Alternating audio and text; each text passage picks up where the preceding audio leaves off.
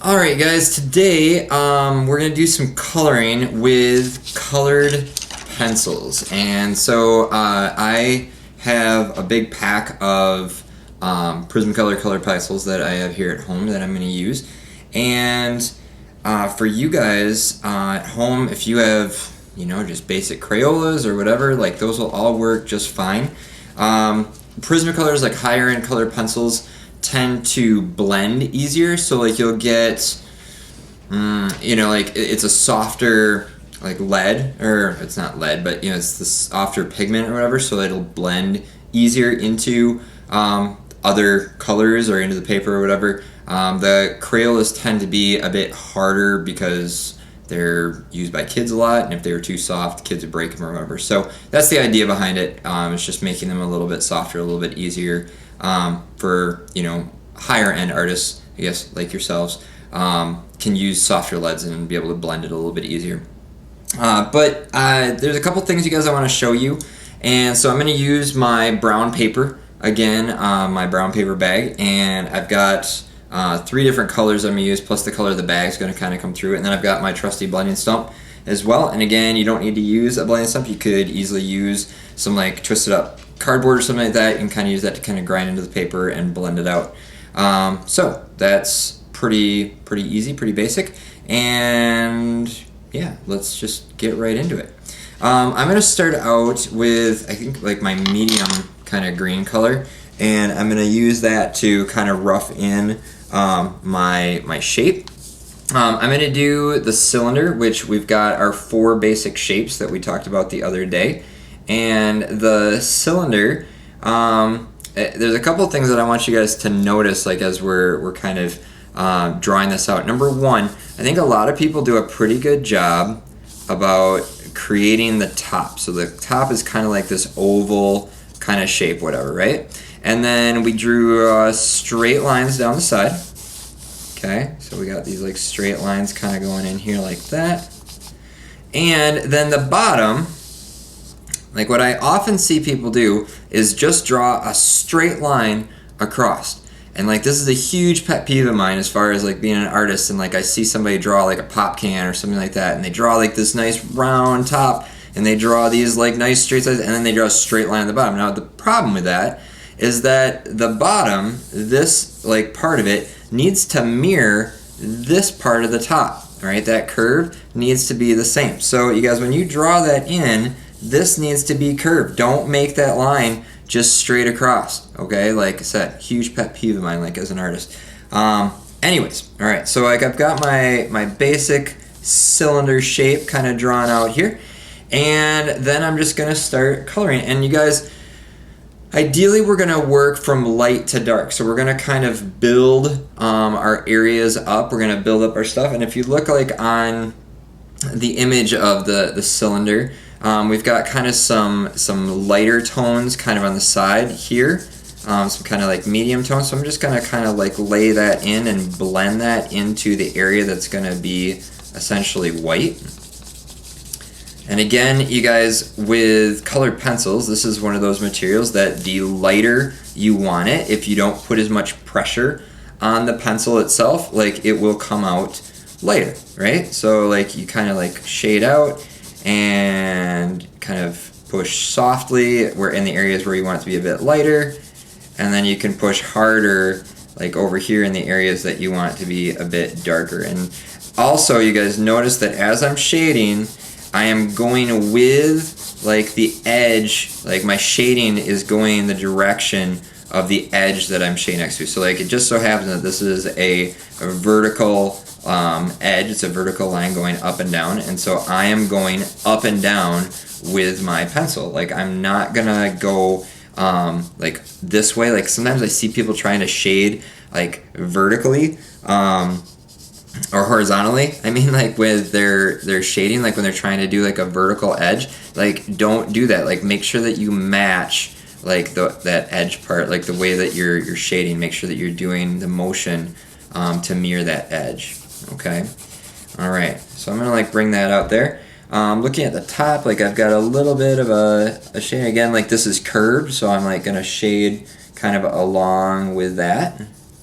Okay, so I'm going to kind of shade around, mirroring my edge here.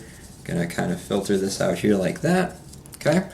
I'm going to grab my white, and my white, like I'm going to put in, so there's kind of like a highlight that runs like right through here. And then I'm going to kind of blend that white in to the rest of the top in my picture. That's how it kind of looks. So I'll lay that in there like that. And then I've got this big white area right here that goes down kind of through there. Okay. Just kind of blend that in. Goes all the way down to the bottom there. And I'm going to kind of push that and blend it into that light green over here. So push that kind of over to that edge. And do the same thing over here. And blend it into that light green so it transitions a little bit. Kind of keeps that, it's got a little bit of a highlight like down towards the bottom there. Okay. Alright, and then I'm going to go in with my dark. Okay. And so it's darkest, it looks like up here. And again, I'm going to take that and I'm going to blend it into that lighter green. And I'm going to blend across into this lighter area over here as well. Okay, so I'm blending. I have this drop all the way down. Again, we're blending out. I get lighter as I get further away from that dark spot. Pushing less hard on the pencil. Just kind of easing up on it like that. I've also got like this edge over here. It's kind of got a little bit of a darker tone to it. So I'm going to add that little bit of dark going down the side. Got this awkward like crease right here in my paper, but that's fine. This is practice, right? You guys remember with practice, like remember like as we're playing with this stuff, like make sure that you don't take it too seriously. Like, I mean, take it seriously, like learn like the process of it and whatnot, but like if you make a mistake, like this is where you want to do it, right? Like just kind of be able to like, okay, like that's all right to like have that, you know, color in the wrong spot or it didn't quite look the right way. Like that is not a big deal, all right? Especially like when we're doing the practice. We want to make mistakes right now. We want to fail now so that when we're doing our final, that it will be better. Like that we'll know how to do the process a little bit more succinctly. Okay, so I'm going to start blending that in there. All right, and I'm going to work on just like touching this up and finishing this out. And I'll check back in with you guys when I get done.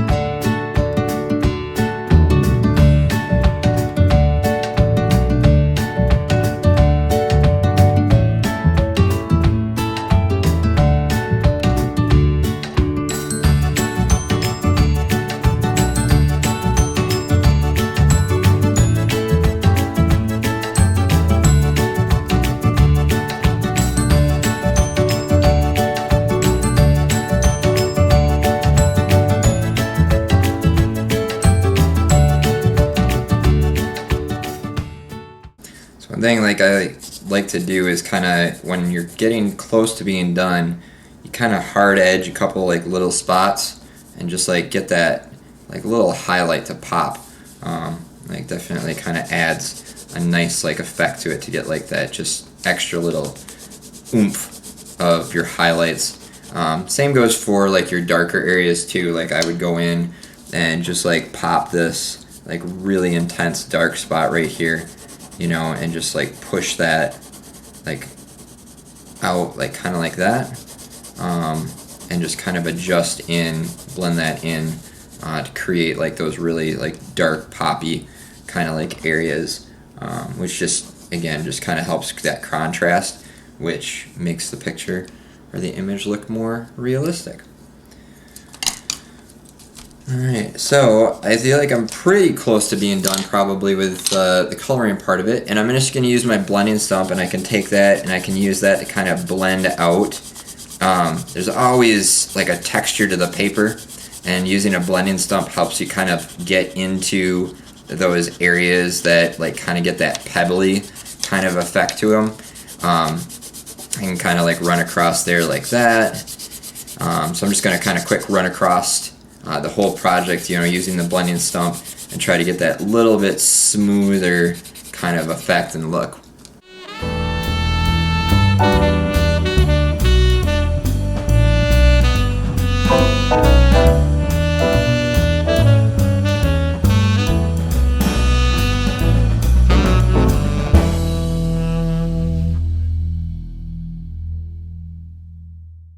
Okay, so I think that's pretty good.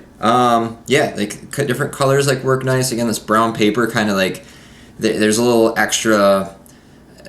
I don't know. The color is a little bit different because of that brown. And like if you guys remember, like when I did that sphere, like kind of how that brown kind of worked through that too.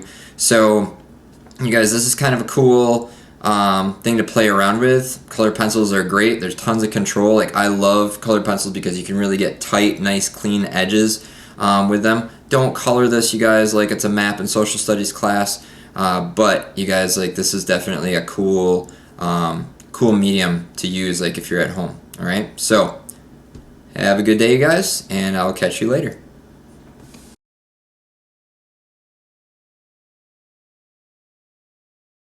So quick edit in, the idea of using the complementary color to make a color darker. So for this example, I'm using a little bit of red over the top of the green in order to like further push how dark it is. You can do this with yellow with violet, you can do it with blue with orange. It's just a really quick little easy trick just to make tones like that much darker. And you can go over the top of it again with like the other color, you know, just to kind of blend it out. You can see you just get that little bit like richer, darker color. It's a good alternative to using black.